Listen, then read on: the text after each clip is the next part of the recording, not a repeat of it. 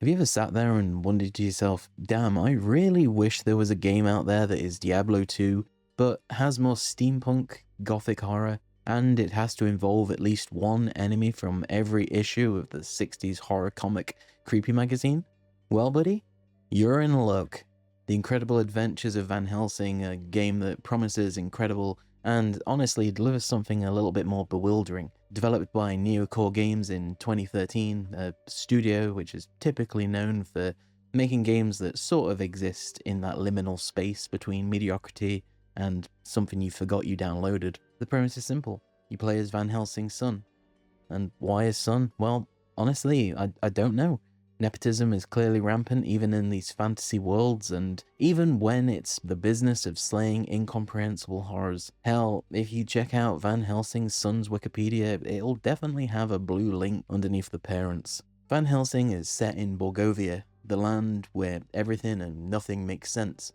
It is home to a variety of creatures from vampires to mechanical monstrosities, because why settle for one genre when you can have all of them at once? You're accompanied on your journey by a ghost named Katarina, who is your constant reminder that the afterlife isn't as peaceful as you might have hoped. She's got the wit of a stand-up comedian trapped in a seance, and spends most of her time making quips that just feel like they were possibly pulled out of a Christmas cracker, with pop culture references and what kinda comes across as trying to be quirky, but, you know, if you ever wanted to go on a gothic adventure with the personification of passive aggression, then this is your game. With Katarina's spectral sass and your trusty name to take you places, you step into Borgovia, a place where nightmares are born and raised, creatures of every form of horror collide, and Neocore have quite clearly set the freakometer to 7 out of 5 on this one. It's going to be pretty wild. Moo. I said moo. On the 9th of May 2012, Neocore announced an entry of their new project, a title being developed for the PC and the Xbox 360's Xbox Live Arcade platform. In a particularly bold move, the team revealed at Gamescom that the game is actually planned to be a part of a trilogy. And in October of that year, Neocore received feedback from players that the depiction of a younger Van Helsing didn't seem like it had worked killing creatures since he was a baby, so Neocore actually ended up holding a vote to decide which of the 3 possible versions of the main character would be used in the game. A mysterious stranger, a chevalier, or a veteran, with 72% of the voters going for the mysterious stranger to be the depiction of the younger Van Helsing.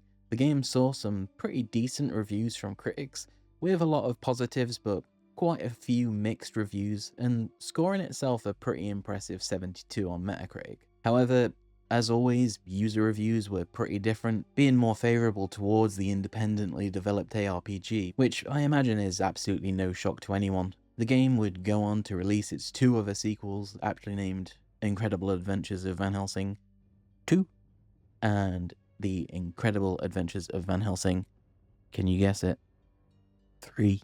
Both getting, once again, a mixed bag, and at this point had garnered its cult-like following. Jumping into the game, you're met with a character customization screen which, like most ARPGs, you're made to pick between different classes. If you haven't purchased all the other classes, you'll get one. That's right, one class to pick from. Even fucking Blizzard haven't stooped that low yet. As you can probably guess, I didn't pay, so I had to go with the Hunter. There really isn't any character customization beyond that. You've picked a class and off you go. My father, he doesn't take cases anymore, but I am a hunter too. So I set off on a journey with Lady Katarina. The game opens up in Gorgon Pass. You and Katarina are making your way to the town of Borgovia, not to be confused with Borgovia, which is the name of the region where the city is located. They could have at least tried to have given it a bit more of a distinctive name. I mean, just removing the I, like, come on. But, of course, it isn't going to be smooth sailing. Oh no, buddy. Bandits, well, I mean, either they are waiting for you to get there and have heard of your arrival, or just it's incredibly coincidental that they just happen to be there in the area and, you know, just fancied blowing up a bridge. It didn't really surprise me when I heard an explosion. With your destination now changed due to this bandit tomfoolery, you conveniently come across another village at the end of the road called Markovna, and it's strikingly similar in tone and atmosphere as pretty much every other single ARPG starting village that I have ever played. And of course, there are tasks to be done, and talking cows to speak with. You're greeted by Captain Ilya. He'll tell you to speak to the mayor, who knows the forest well and can provide you assistance in getting through the area. Again, not to be confused with Borgovia. The only problem? Well, the dude went into a place called Croakwood. Fucking Croakwood. Imagine being willing to go investigate a missing wagon in a place called Croakwood. And of course he hasn't returned, meaning it's up to you to go and track him down. Arriving in Croakwood, you find the wagon that the mayor was looking for. However, of course, it's surrounded by the Dreadnought. I hope I'm saying that right. You know, they're just mechanical monstrosities whose uniforms wouldn't look too out of place in a total war game. And let me tell you, getting executed by firing squad wasn't something I was expecting to happen in this game. And they depleted my health like Van Helsing Jr. was made of nothing more than marshmallow. It's quite clear that Neocore was trying to go for a mix on the aesthetic, but I don't usually think too much of steampunk when I think about Van Helsing. Or maybe I'm just not as cultured on the character in general, because kind of thinking about it, the one time I saw the Van Helsing film, I'm pretty sure that had some steampunky things. But robot soldiers? That I don't remember. And honestly, this game, the highest difficulty doesn't really mess around. I've played a lot of high-tier Diablo and never had much of a problem, but this game can be pretty brutal, and even worse, I don't think I've ever seen a Cadbury's chocolate advert in a Van Helsing title either. I'd love to know if this is just like an unintentional thing. Maybe a designer like got lazy and just looked for chocolate brand or something, you know, maybe it is a genuine Cadbury's ad or a dev snuck it in, but there it is in all its glory, and I can't seem to find anything online about it. So if anyone knows anything, then, you know, it's probably on some defunct Van Helsing forum somewhere in the depths of the dead internet. Anyway, speaking of brutal, I honestly went into this game with complete underestimation of how hard the side bosses would actually hit. This scarecrow here, he knocked 7 shades of shit out of me, and I actually didn't go back to him until I was strong enough to just about one-bang him. Don't get me started on the werewolves, like, these things hit like a brick, and they swarm you out of the trees and try to ambush you wherever you go, kind of a bit like furry Mormons, I suppose. After killing a fair few and damaging their leader Grumish, you'll be teleported to your first Ink Realm, in which you have to destroy 5 summoner sigils in order to escape. These sigils, of course, summon more furries for you to fight, and they don't even have the decency to give you XP. So it just adds a little bit more salt to the wound when dying to these. But quickly, to touch upon the death system in Van Helsing, I think it needs a rework. I know that a lot of death systems aren't perfect, but I just don't feel like there's much care if I do die or not, especially as enemies' health doesn't regen, as I say, and you can just keep reviving until it's dead, and that unfortunately includes bosses. But once the sigils are destroyed, Grumish will appear in the ink den and he'll attack you once again. When you actually put this man in the fursuit down in the Shadow Realm, he tells you about how he was the one to save the mayor. This interestingly gives me 2 choices: kill Grumish or let him live. I was defending my pack. Instincts. You know how it goes. And your prisoner? We tried to save him. He was injured, so we took him in. Saved him? From who? The machine men from the city. They hunt us down to experiment on us. Take this man and go. This seems to be one of the first RPGs that I've played with choices like this.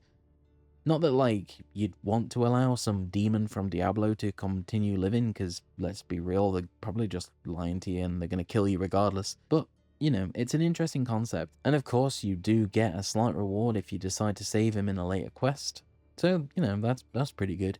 Or if you do kill him, then the werewolves that you see later will just absolutely slaughter you.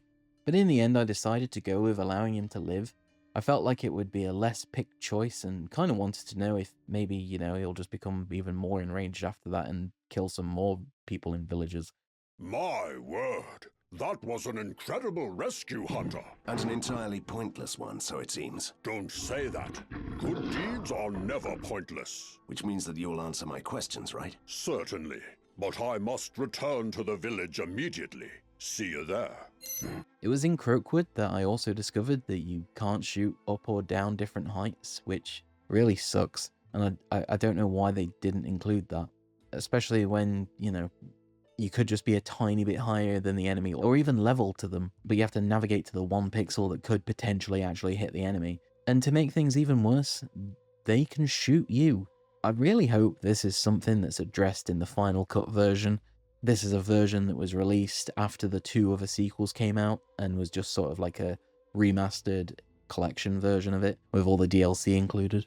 Croakwood must have been fucking cursed though, because it was when I started to notice some of the issues with the game that honestly could have just been fixed with some pretty small quality of life updates. First of all, the camera can fucking suck at times, and it was my own dumb fault that I didn't actually check that you could use your keyboard to move.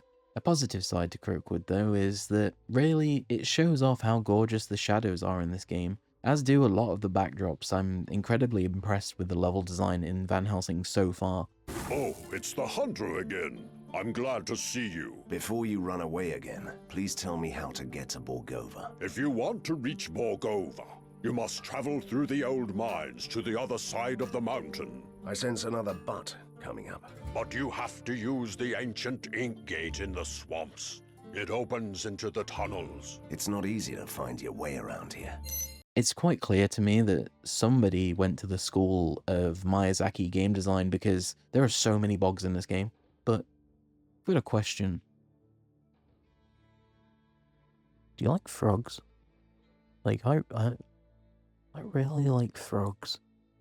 Frogs are pretty fucking cool. You know? I don't see as many frogs around anymore.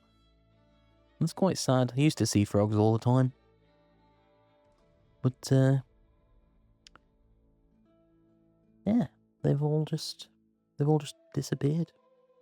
But if I ever wanted any frogs to disappear, it's the ones that are in this goddamn fucking game. And they're the first skin of the same enemy that you'll fight. But, you know, it croaks at you.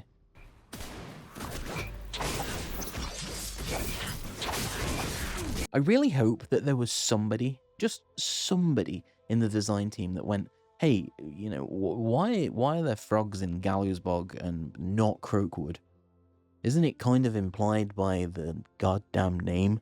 But aside from getting firing squadded by a load of other cogheads, and whenever I think I'm starting to improve, the game destroys any hope of that. Like, why would the game put a big red button in the environment that tells you not to press it, to think that I could potentially have the willpower to abscond from pressing it?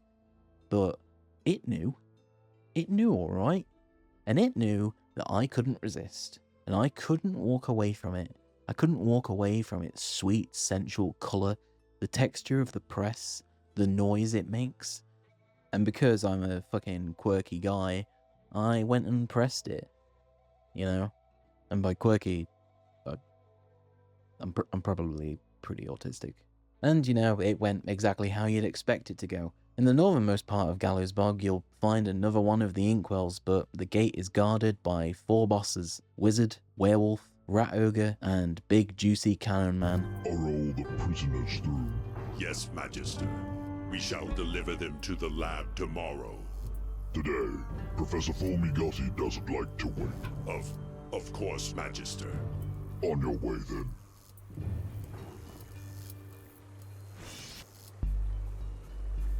As for you in the shadows, I trust you found all this interesting. Indeed, but I still have questions. Like who and what you are. Oh, you don't need to worry about such things anymore, Hunter. Oh, this will be fun. If I had any care about the consequences of dying, this boss fight might have been hard. But getting to res without the enemy's health resetting is, you know, just disappointing. So, of course I exploited the shit out of that. The wizard's shield against damage, I obviously killed that first, but only after dying several times for 1 kill, but it doesn't even matter. The second to go down was the small werewolf as he regens, and I don't want any of that healing nonsense around here. The biggest HP dude came next, and Big Juicy was unbelievably easy. You can literally just circle kite him and he won't do shit because he can't turn and shoot quick enough. It's quite sad that just basically a lot of the general trash mobs that are around the map are significantly more difficult than this.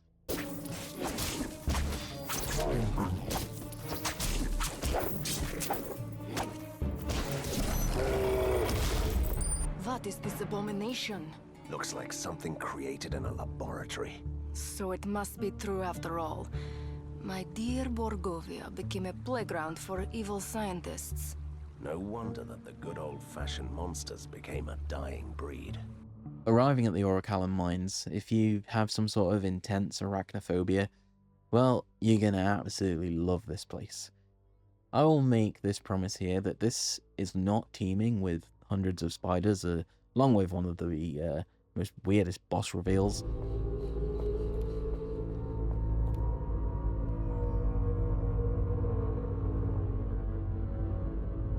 Which again was another side boss that absolutely ruined me. The Leviathan is specifically annoying because of the movement and not being able to click around him, which, as I said earlier, this is the point where I discovered you can use the keyboard to move. Not that this even mattered, he still ruined my shit. What I do really like about Van Helsing is that the enemy's AoE attacks will also harm their own. I really enjoy friendly fire in games. Lining up enemies in front of ranged as they shoot their own in the back is one of the best things I've ever done in a game, and it brings endless amounts of joy. Well, you know, maybe not that much joy, but yeah, it's a nice feature, and it adds a bit more to the immersion of the experience. And it's in the mines that the children yearn for that you'll discover about the Essences feature, a type of magical resource that are used to enchant the player's weapons, armor, and accessories with different magical effects. They can be found sold by merchants, looted as a drop from enemies, or even received as a reward for many other various activities throughout the game. This for me wasn't a system that I explored all that much. I did more with the enchanting, and I'm usually one to really enjoy professions in a game, but honestly, I just didn't really get along with the system all that well, and I'm not entirely sure the reason why I didn't enjoy it. It could be the limit system on it. Dr. Shriek offers this as a service, but he's only available after you've done the side quest Speak with the Romany leader. He'll also provide you with 2 other gifts. Gasper turns into a respec NPC, ensuring that you can reset your skill trees and ability scores. And Safi, the NPC nearby, will become an enchanter, so you can add stat bonuses to your equipment. I think also having to level the essence capacities of items doesn't seem as exciting as just slotting the gems and getting on with it. Sure, it does add a new level of fairy crafting, but is it even worth it, as it feels like the game was made for a lot more of the idea of a linear story and progression system. The Orichalcum mines are relatively small, but that's because once you reach the entrance to the hauling station... Look at that. That must be another creature from the laboratories. I think it was only created to dig tunnels. It's not evil. Great. So it won't tear me apart. During this, I discovered that if you respawn away from the enemies, this will de-aggro them, making the fights even easier than what they are already. In fact, it's significantly easier, and I won't mention how long it actually took me to figure that out. The drill worm doesn't attack you directly, but what it does is it will summon more spiders, and it will cause patches of the ceiling to fall on you. For some reason, I wrote in my script, ceiling fan. Maybe it is a ceiling fan. It could have actually been a ceiling fan. I mean, there is, like, electricity in this game. The spiders will always be summoned into the fight, but the ceiling AoE is quite simple. You see a marker on the floor and you don't stand in it. You can just kite enemies into it and have big groups wiped out in one. The machinery and the hauling station are activated on 4 charges, and it makes the drill worm much more vulnerable to damage. So run around killing spiders and activating machinery, concentrating on the worm when it's vulnerable, and repeat until it's worm pace.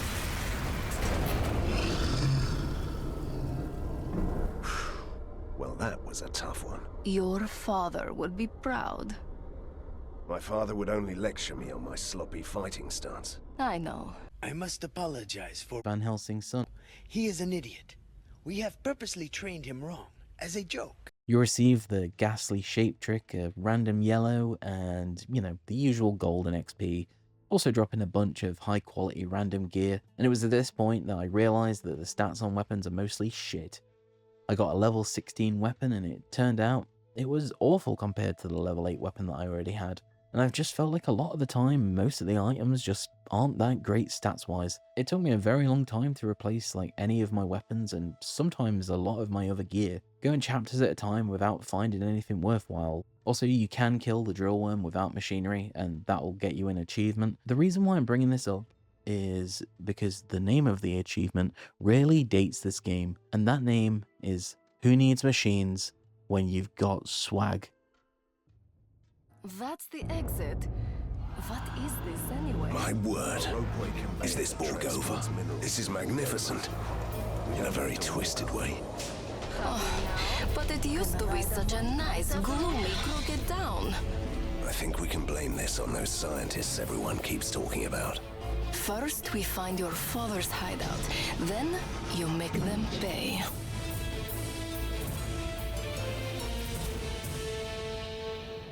The first chapter is complete for the main quest, and at this point, if you haven't already moved on to the Dreadworks, then you'll have plenty of variety for the various side quests. They're pretty standard for an RPG, and this is the same for most of the side quests in all of the chapters. However, they do get progressively more typical. They do introduce you to a bit further world building and how absolutely fucked the situation is for the most part.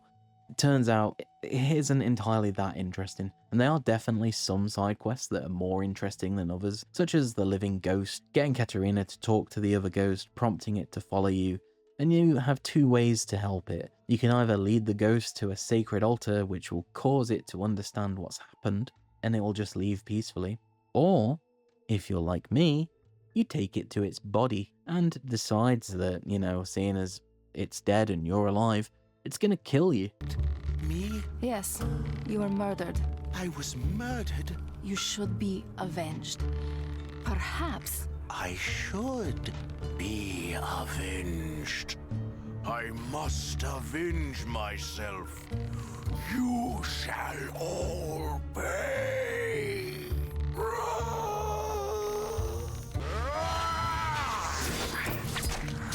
There are, of course, a lot of other side quests that are more typical, as they say, that I've lost this item, go get it back for me, thanks, without anything really progressing your understanding of the world.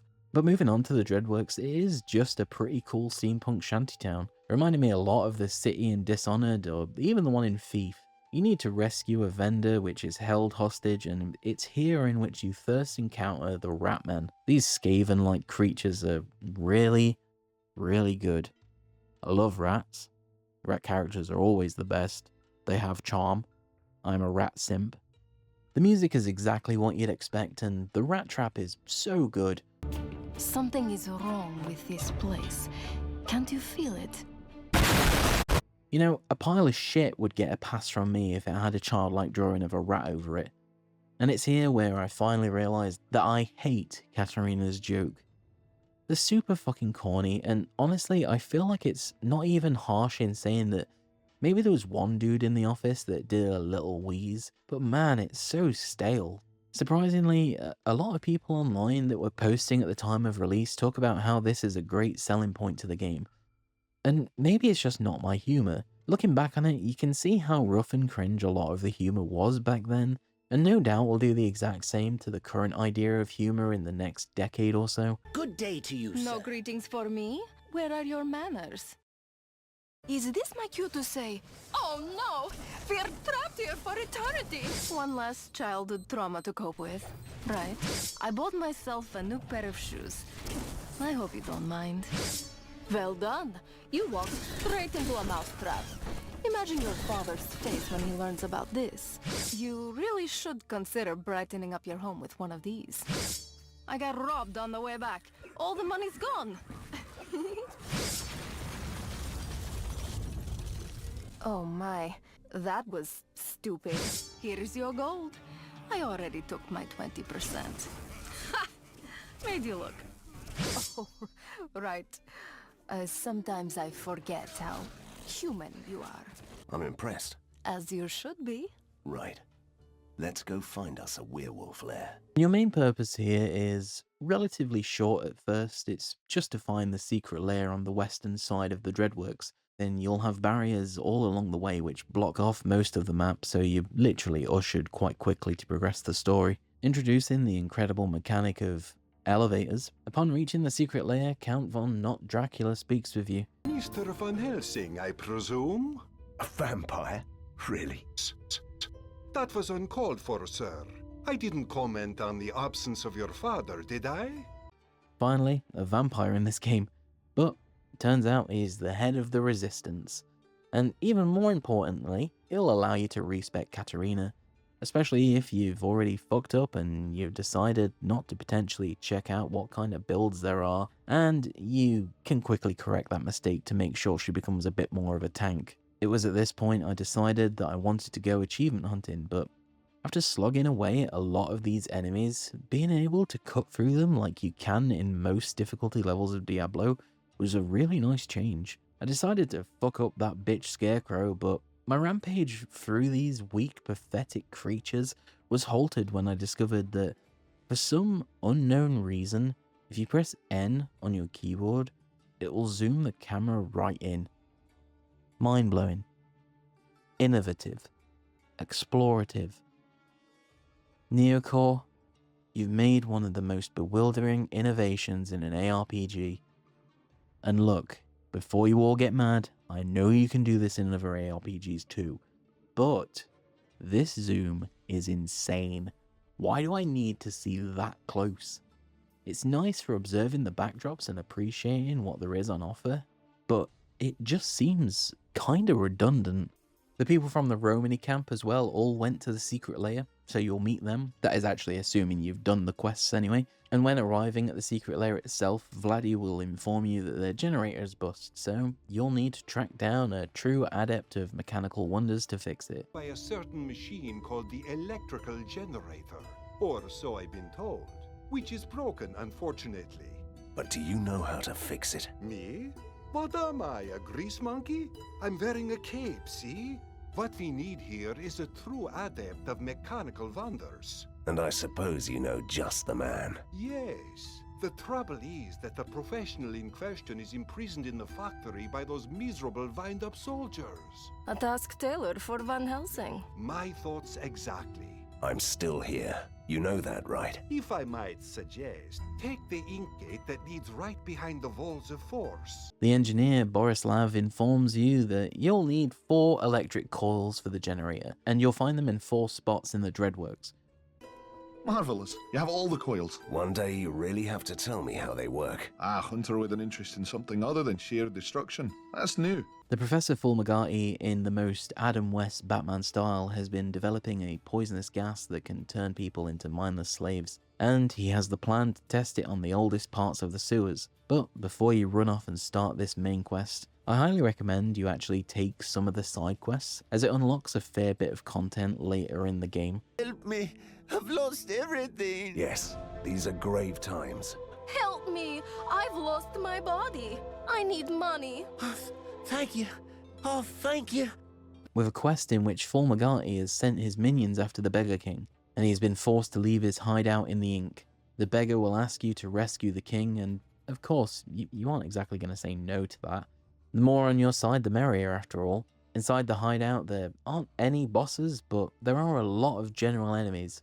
When reaching the king and speaking with him, you'll receive an ink essence which you'll need for a lab upgrade in the secret lair. An honor.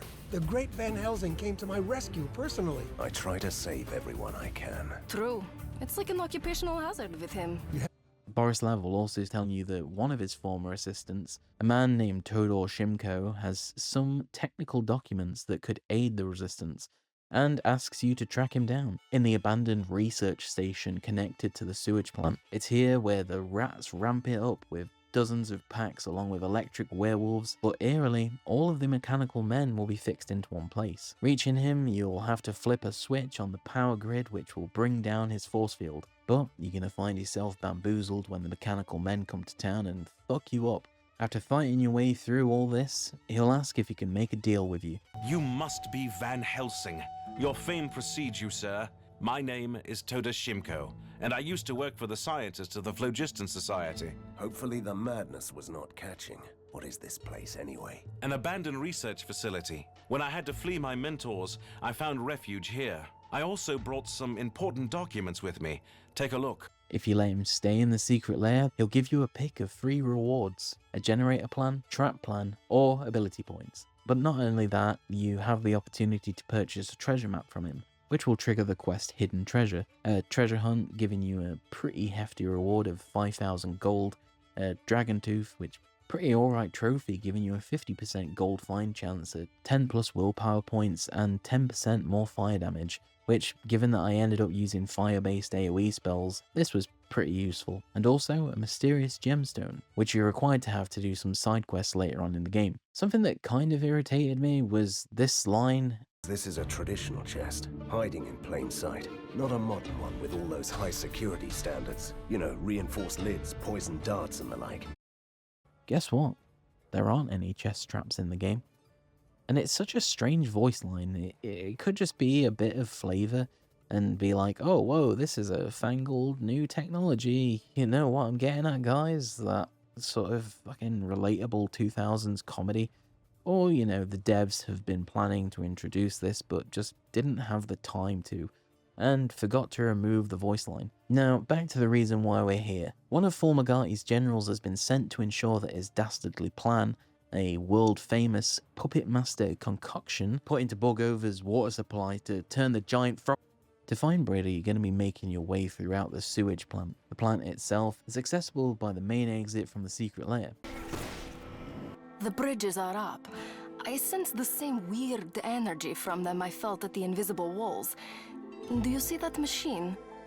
That must be operating the bridges. But how do we destroy something that big? Let's pretend for a moment that I did not hear that from a hunter. If you ask me, we have to find the controls first. After activating the overcharge regulator, 2 bridges will lower. The Resistance has also asked for you to quite kindly kill anybody at the outposts, so that they can move freely around the area. The bizarre thing is, the designers didn't think to make it obvious as to what mobs were actually guarding the outposts. And I don't just mean giving us some sort of fucking big sparkly highlight that says, you need to kill this one, please kill that one, and Clippy pops up. But maybe just, you know, a special uniform. Just something to make them a bit more distinctive from the rest of the mechanical mobs here. But, like most blokes, I've moved on from the sewage plant and I'm straight to the industrial port. Oh. Just had a text that says, well, I don't know what I mean by that.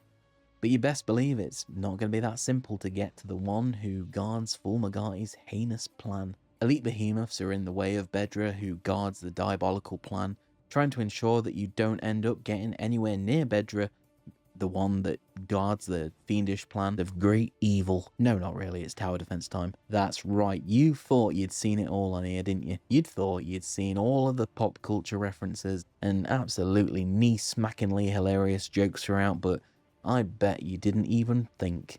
Oh yeah, you know, there's gonna be a bit in the middle of this game where you're gonna be doing a tower defense game. When you're in the secret lair, you'll be able to prepare your defenses, and you know all those machine parts that were being dropped by the cogheads? Well, that is used to buy some new defenses and traps. It's a, you know, pretty cool system. It's just standard as fuck tower defense, and there's absolutely nothing wrong with that.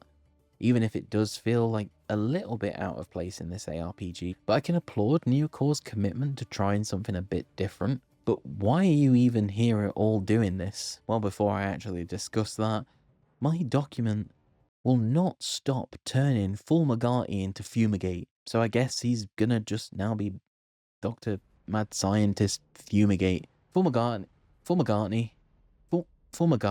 The more times I say Fulmigati, it sounds like I'm saying Paul McCartney.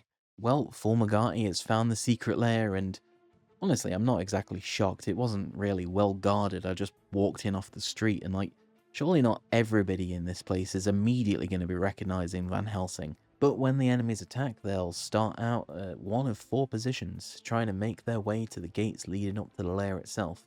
You will also have control of Van Helsing during this, so you can go provide extra support where it's needed. And also, you can continue to place some traps. I kinda just filled each new corridor with shit, and that's just my usual go-to when I'm playing tower defense games. When things got overwhelmed, I just ran back to the side that needed the most help. I mostly put down monsters in a box, werewolves, and floor traps. All worked pretty well, and I think in general it's just nice to have a variety of traps down. Gives the enemies a little bit something to fight, you know? And don't worry too much if you screw up anything as well, because you can just refund the traps that you didn't mean to use, or that just aren't getting much attention. There'll be 3 waves of attacks, and in between each wave you'll get a few minutes to collect loot and change any of your trap locations.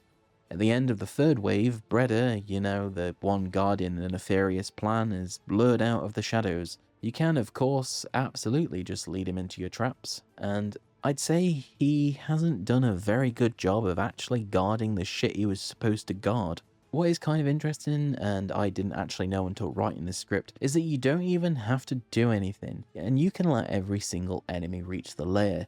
It doesn't matter. You'll lose the XP and the loot, sure, but all you need to do is kill Breda's party. I just feel like this game was really trying to be the gateway for new players. I guess it would make more sense if they do try and help new people in with a more story-driven ARPG compared to the more grindy, just to make sure that people are more than likely to buy the sequels, but that would be a pretty good move. And it was after this where I started gambling. Gambling in Van Helsing it's okay. It's not as good as D2's gambling system. It's not really that dissimilar. All items are unidentified and you buy them, but typically the items are a bit shit. And there's not really a point in this game where I found anything that much of an upgrade from stores themselves. Enchanting is entirely RNG based. You put in an item, you press pay, and it gives you a stat. To be honest with you, it's basically just a fruit machine.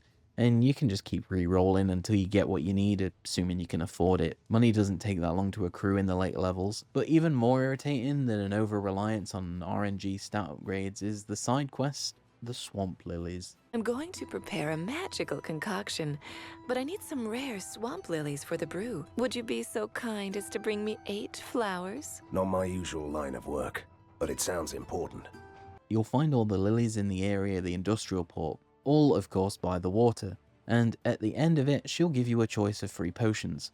Or, hell, you can even decline all of the potions.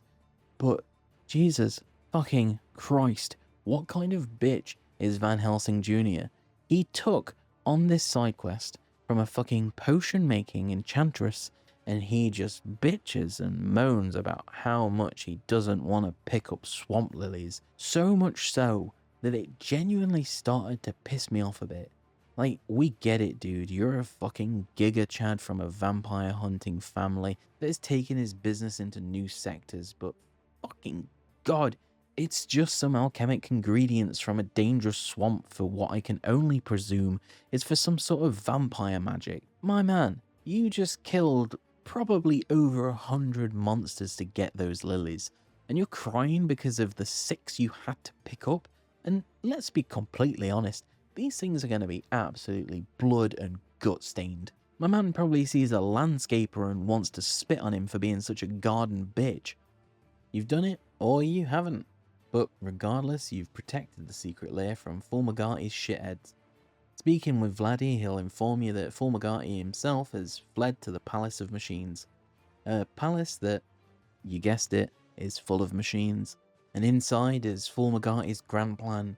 Is unscrupulous, rascally, outrageous, shocking, abominable, reprehensible even. He has his doomsday automaton, his mechanical colossus, his Gundam, his Metal Gear. So you'll need to track him down, hopefully before he can turn the machine on.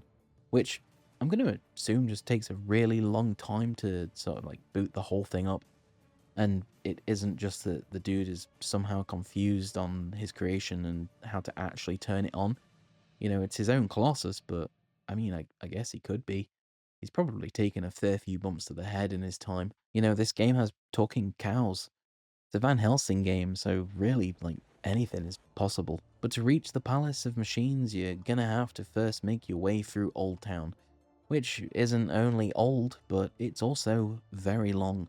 So long, in fact, it's the biggest map area in the game. Not that the other areas were short, mind you, but when you're constantly getting decimated by absolutely everything, it may actually feel a bit longer than what it really is. But all of the roads that lead to the Palace of the Machines have, of course, been blocked by force walls. And because Van Helsing, whilst he may seem like he's incredibly resourceful, and might actually be okay at his job for a nepo baby, he absolutely does not have the correct electric certification to deal with such matters. Rightly so, he consults an expert, and if he didn't, he probably would have just ended up like Topsy the Elephant. The Palace of Machines is surrounded by impenetrable force walls. We can't get to the Professor yet. Oh, I see. And you thought I would know the trick to disarming those walls. Now that is sweet. And no, I can't help you. It's a new technology devised by a true genius. We only need you to tell us where to go and which levers to pull. We'll take care of everything else. I can tell you one thing. I know where you can find the man who invented those walls. Go to the industrial port and seek the lab of Nikola Tesla. But that is all I was talking about. That's all we needed. Bye. This man is located in the industrial port. That's right, the same industrial port you were at earlier, but reset with new enemies and chests. Thanks guys, I love to play levels that have been reskinned and fed to me as new ones. You know, actually, it's probably my favourite hobby given the fact that I play MMOs. I guess that kind of makes me lose the sarcasm with this. Well, anyway, they could have just at least used a different part of the industrial port. You know, maybe that'd be nice, rather than it just being now nighttime. On the eastern side of the port, you'll find the entrance to the Inventor's secret lab. It's quite a small area with most of the endpoints of the level visible at the entrance. You make your way across a few bridges whilst getting fired upon by ranged enemies that, of course, can hit you the whole time, but you can only hit them in specific places, just because they're on a level platform across a gap from you. Getting to the end of the bridge, you have two choices. Go left and you'll find a sewage worker. He asks you for something to eat, and because, you know, if a random man comes up to me in a sewer, I'm going to ask him for a snack.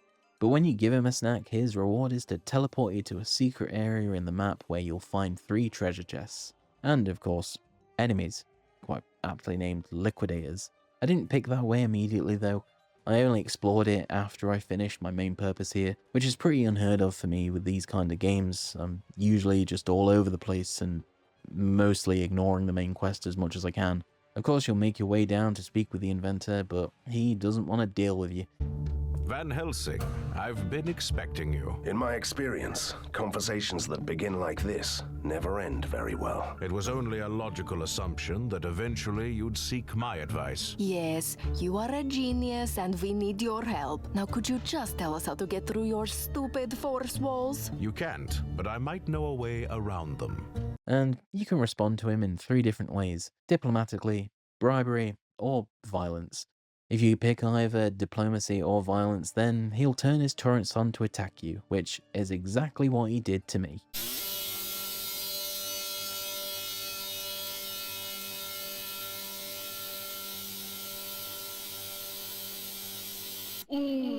After you've killed these turrets, he'll tell you that there isn't any way to disable the force walls. Thanks. However, you can go around them if you go into the pocket realm.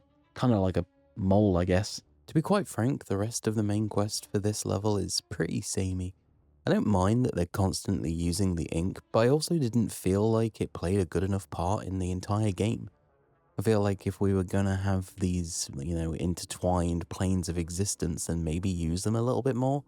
But you leave Tulsa behind before going off into the ink. And what is there to really say? It's pretty much the same as most other ink sections. Once you've done one, you've done them all with this game. And this is what I mean when I say that this game just falls short in so many places. Do I expect a complete level overhaul every single time? Like, no, of course I don't. But maybe have some, I don't know, floating buildings? Maybe even do an Ink Realm level that's set, like, in a massive building? Just anything other than floating rocks every single time, you know? Just making it seem a lot more like a broken reality rather than just, you know, some floating grassy rocks that has a lot of arseholes on it who are trying to kill you.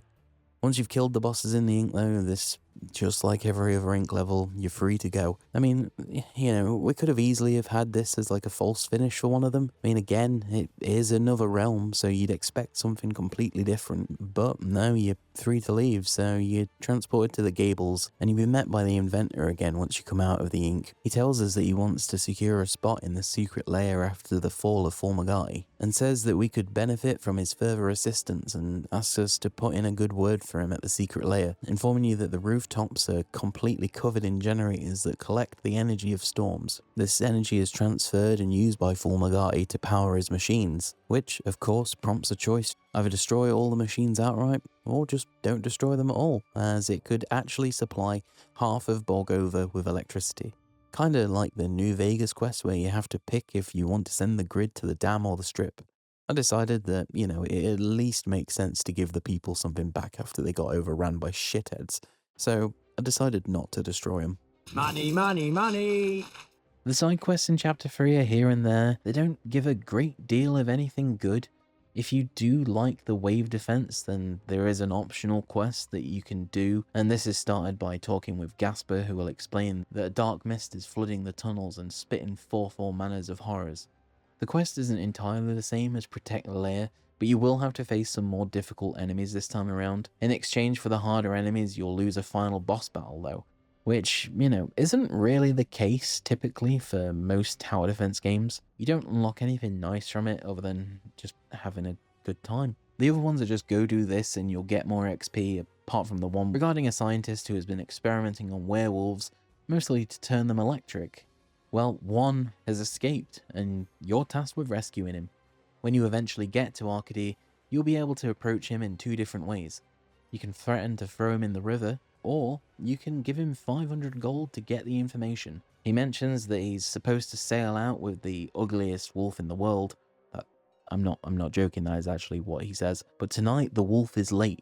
If you pay him, it'll also tell you that there are people interested in the notes that the werewolf supposedly has on him. However, if you don't learn about these notes, then you won't have it drop. After finding the corpse, Van Helsing decides to hunt for the werewolf killers, who drop their own note when you kill them. But in all honesty, there isn't really a great deal of good side quests at this stage, and it's quite a shame. I feel like there's parts of Chapter 3 that might have just been either rushed or just cut for the sequel.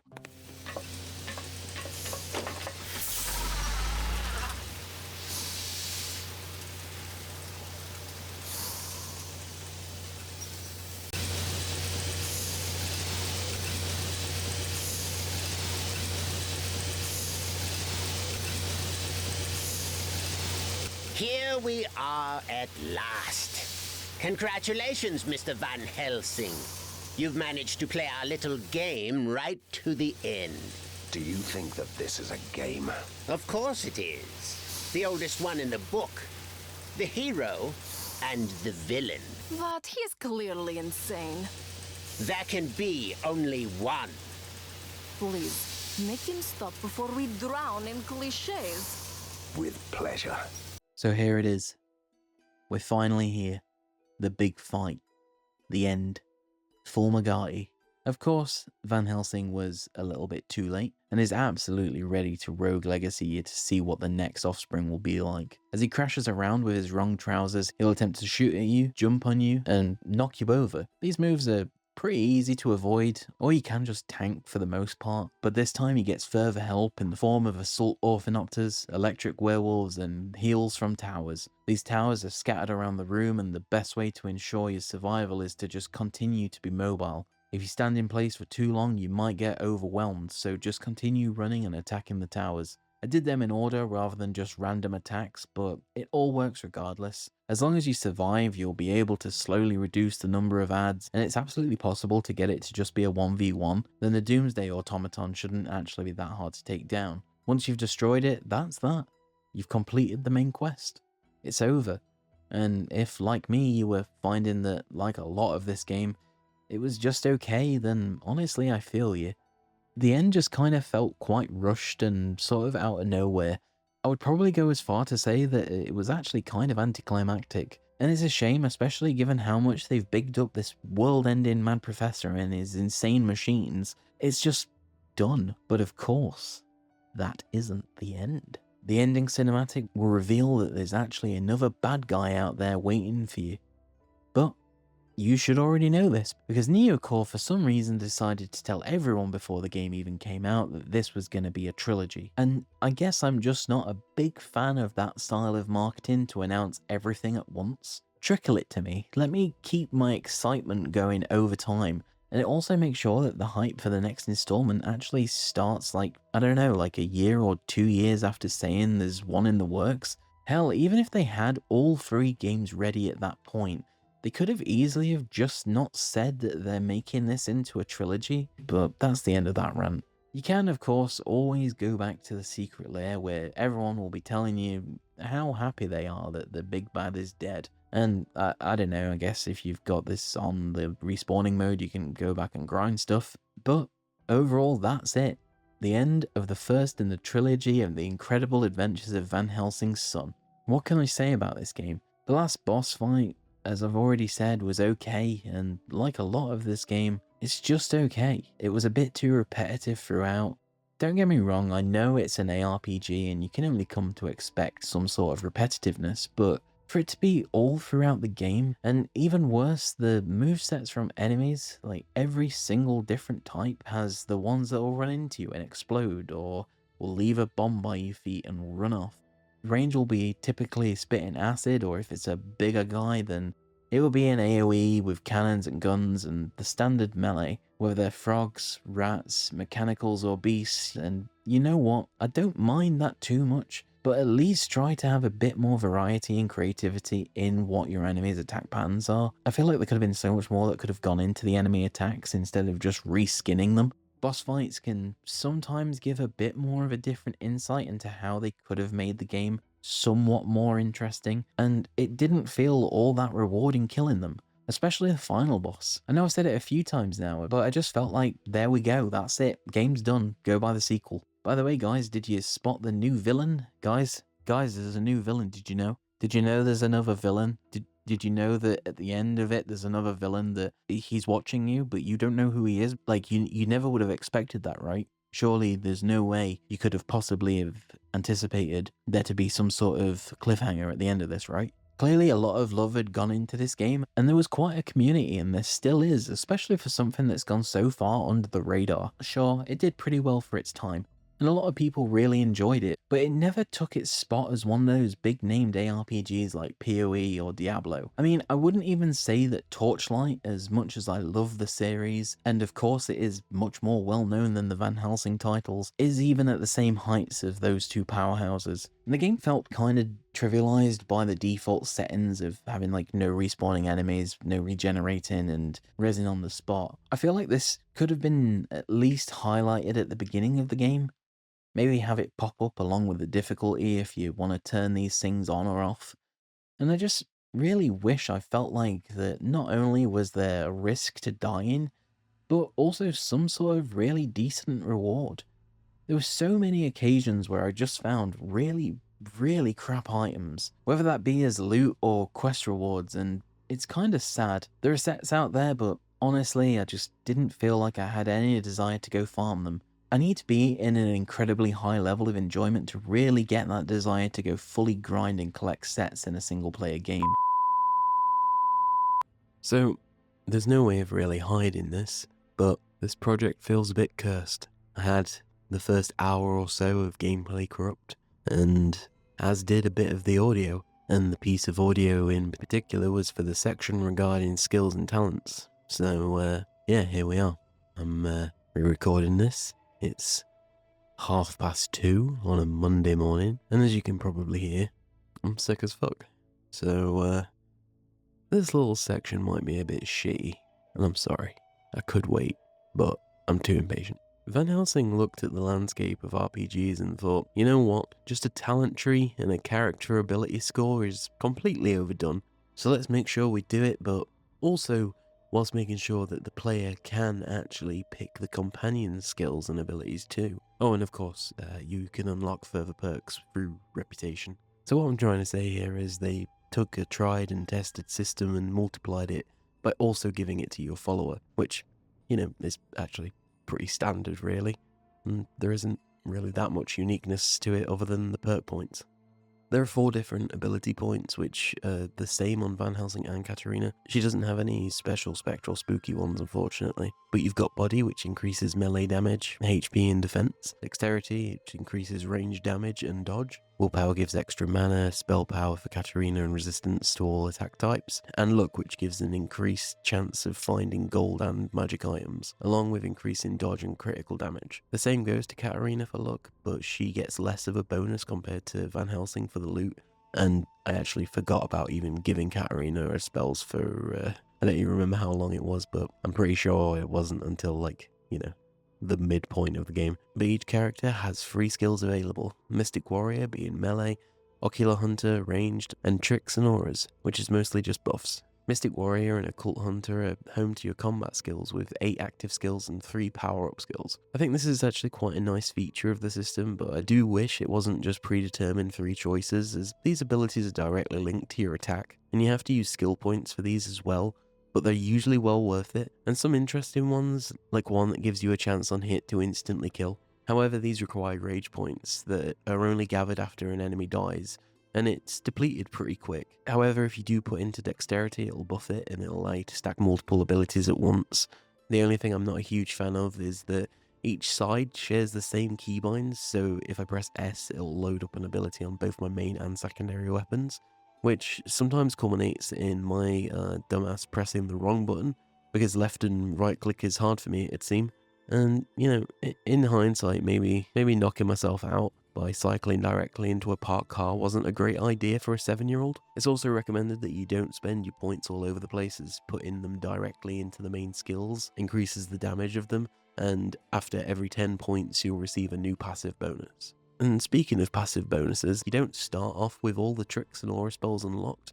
And in fact, by the end of the game, I didn't even have all of them, because to unlock them you have to do specific things in a game. Apart from one. That's right, there's always one, isn't there? Well, this one, you can't unlock it unless you pay. Pay, you ask? Pay with gold? In-game currency? Single-player game, right? It's not going to be a perk that's locked behind... It's not going to be locked behind anything, right? It's not going to be like an elite edition, a pre-order bonus, right?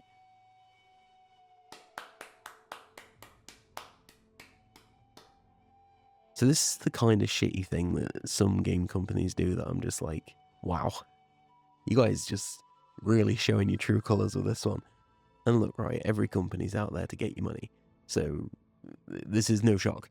But if you pre-ordered the Elite Edition, which when it came out, that was 55 quid. And in today's money, that's 75 quid. It's not a collector's edition. If you didn't have 55 quid back then, or you didn't have a clue about this game, well, you're in luck. Because by the grace of their good hearts, Neocore allows you to email them directly and ask if they'll sell you the perk. That's right. Like some sort of fucking dodgy back alley travel agents, you can email the support email of Neocore and they'll send you an offer for packs that you can buy. For $10, you can get yourself the Veteran pack, which, you know, it'll give you a unique multiplayer skin. The Elite pack, which is $35, which will give you everything in the Veteran pack and the perk. Or you know what you could do? You could really make sure that you appreciate Neocore. You could consider yourself a champion. That's right, you, a champion. I'm talking specifically to you. You could be the talk of the town. You could be the envy of all your friends. Or, well, I mean, if you're watching this, probably not friends. Maybe your parents who may sarcastically tell you that, yes, honey, we're proud of you too. Would you mind getting a job instead of paying a company $135 for some skins, auras, and a Gork helmet? A Gork helmet, $135. However, that's probably worth a Gork helmet. A Gork helmet sounds like an insult you'd hear on Beavis and Butthead. That's not how I feel, your mother. Shut up, fart knocker.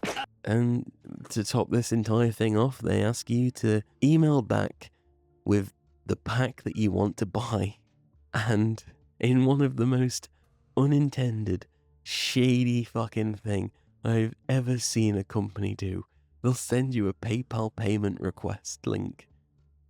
And just, look, right, I've dealt with some shady fucking online sellers for games. Like, when I was a poor uni student, I purchased Rainbow Six Siege on the day it was released, and it was from some CD key selling website that I don't think I'd ever heard of at the time, and don't remember the name of now.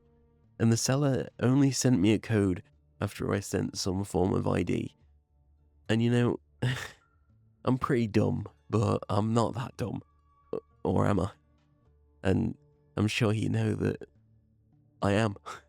And I sent that shit as soon as I saw the Gmail notification. I probably would have sent my national insurance and passport if they'd asked. And I was broke as fuck, and this dude gave me the key for £13 on the day of release. And I've never had any issues with it either. Honestly, I expected it to just either not work, or I'd get insta-banned. And I wish I still had the photo, but the way they sent the code was a top-down photo of an A4 bit of paper with the key written on it, which looked like it was written in crayon. And I swear to God, that's one of the most surreal fucking things I've ever had to deal with when buying a game. And you know, I'm probably a victim of identity theft. But to be fair, the first year or so of Siege was fucking worth it. Last of all, Katarina's skills. This is a much smaller talent tree for your pack mule, which I entirely populated with skills that pass damage over to Katarina instead of Van Helsing. How much damage? 35% of it.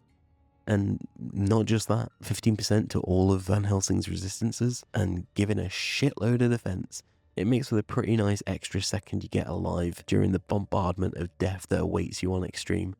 But away from transferring the pain all to a ghost, there are actually some beneficial talents, such as an increased attack speed, rejuvenation, and magic item find chance, just to name a few. One thing I do quite like about Van Helsing is that you don't actually have to go into the menus, as you can change your main and secondary skills whenever you want, along with also being able to switch to an entirely different weapon set. And this honestly allows a bit more depth to the combat system itself. I only ever found myself using ranged as a way of pulling groups to Katarina so she could tank them, and it's nice that I can just quickly pop my pistol out and give it a quick blast. A part of me does wish that the combat itself had a bit more feedback to it. I don't like to critique without having a suggestion for change, but the combat just kind of felt a bit floaty in places. Especially when bunching enemies around and running with AoE, it wouldn't shock me if most ARPGs felt that way if you turned the spell effect density down, as it could quite easily hide production sins, and as someone whose full-time job is in a creative role, if you can, you do. Time is money, friend. Keep your money, then you have your money. That's how you fucking make money.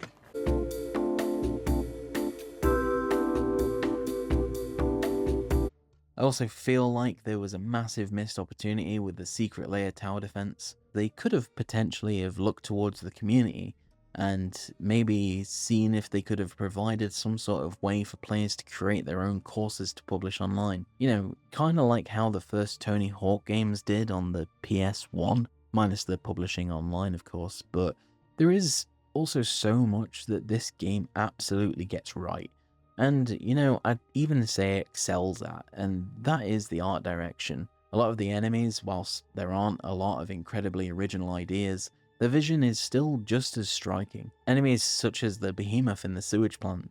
Some of course are pretty standard, like the werewolves, they're just mostly werewolves, but the variety of the rest of the enemies makes up for the lack of difference with them. I also can't mention the art without speaking about the atmosphere of the game. I have to say that I've not really found an ARPG yet that I didn't think had great atmosphere. No doubt there are probably ones out there that I haven't played, which are probably a bit shit, but so far I've not actually encountered any of them. The soundtrack as well is pretty much exactly what you'd expect it to be. Lots of drums, strings, and the occasional chime.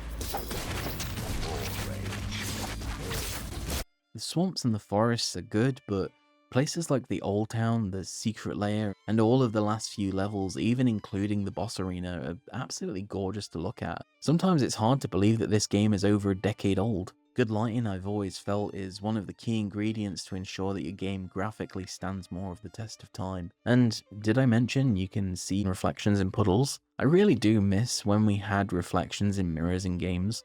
I know with more modern graphics we're heading back that way, but let's be honest, it's gonna be a while before we see it as a bit more of a mainstream feature. And you know what, I have no doubt that that shit is hard to create and hard to optimize. Most companies are probably deeming as an unnecessary prolongment, especially when you take into consideration the vast amount of companies that are being accused of crunch culture over the recent years, or you know, all the currently incredibly buggy messes that are coming out. Looking at you there, Ubisoft. Not that I've played an Assassin's Creed game since 2, but, you know.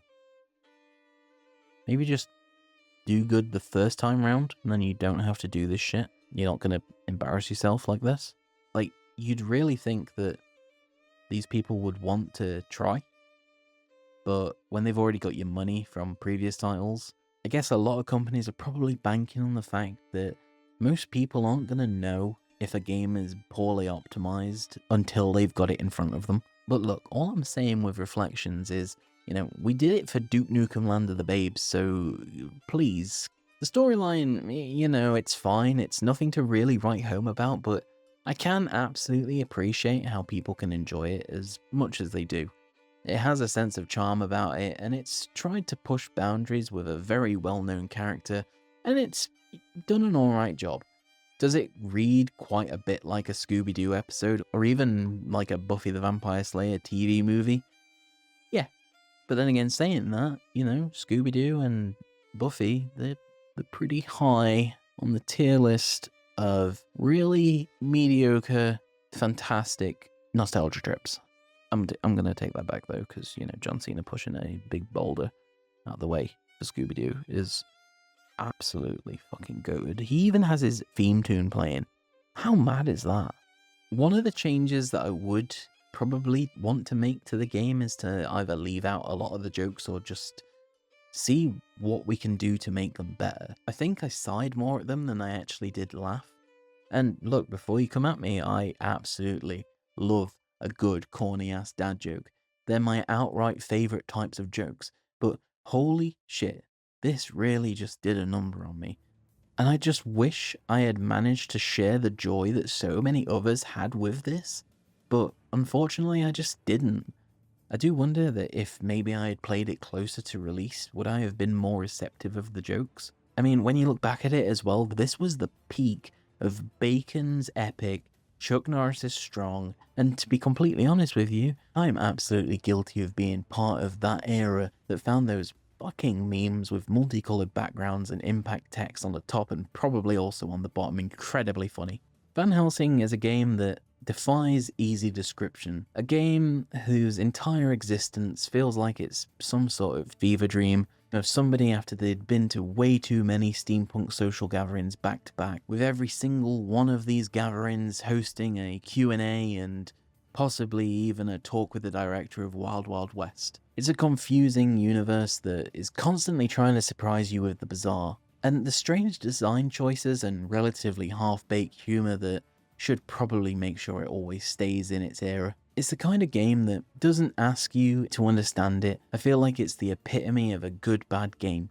It's almost like the Troll 2 of ARPGs. You know what, maybe Troll 2 is a little bit too harsh. Maybe it's more, as I said earlier, like a TV movie spin-off. Whether you enjoy it or not, one thing is for certain, this game will leave an impression on you, even if that impression is mostly a raised eyebrow and a vague look of confusion. The game is usually relatively cheap. Even the more recent Final Cut version is on sale quite often. And, geez, I've kind of just realized how long I've been trying to actually get this video sorted for. But anyway, it was only £2, and, you know, I can't moan that much for that price. So, go forth. Embrace the shoddy chaos, the literal monster mash of creatures colliding together, and make sure to revel in the absurdity. And remember, in Borgovia, nepotism is very much alive, and clearly Van Helsing Jr. takes his family business seriously. I might one day dive into the sequel or even the final cut, but for now, this is about as much of this game I can take, until my memory has been replaced with this nostalgic urge to play something as strange as this. And I think, in a way, that I can see the cult popularity behind the series. No, it's not an insanely well-written and executed AAA title, but one thing's for certain, is that it can just offer a good time.